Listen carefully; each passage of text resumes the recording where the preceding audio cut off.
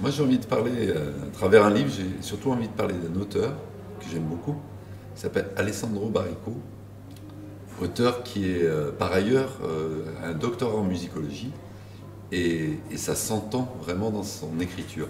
C'est que c'est une écriture dans tous ses livres, il y a un rythme, il y a une musicalité, et donc on se laisse très très vite emporter. On est toujours dans des univers très oniriques, avec des personnages un peu, j'allais dire foutraques, bizarroïdes. Et puis, dans chacun de ces livres, il y a des rapports entre les hommes et femmes, toujours assez complexes, mais qui nous mettent, il y a un effet miroir. Je trouve que ça nous met vraiment en face de nos réalités.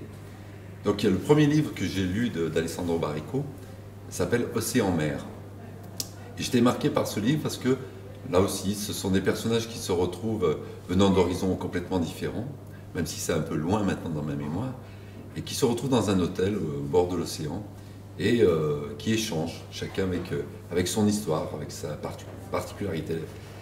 Et donc tous ces personnages se croisent, et il y a deux passages notamment qui m'avaient marqué. Il y a un passage qui dit et puis la vie c'est autre chose. Tu croyais que c'était le devoir, l'honnêteté. Non, ce sont les désirs qui te sauvent. Si tu suis tes désirs, tu seras sauvé. Moi j'ai compris trop tard où étaient mes désirs, etc. Enfin, il y a toute une tirade que je connaissais par cœur à l'époque.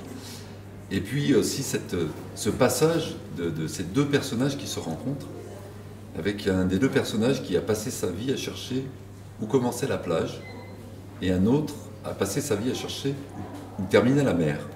Et fatalement, ils se sont retrouvés sur une plage un jour, ils se sont retrouvés au même endroit, et c'est là qu'ils devaient se rencontrer.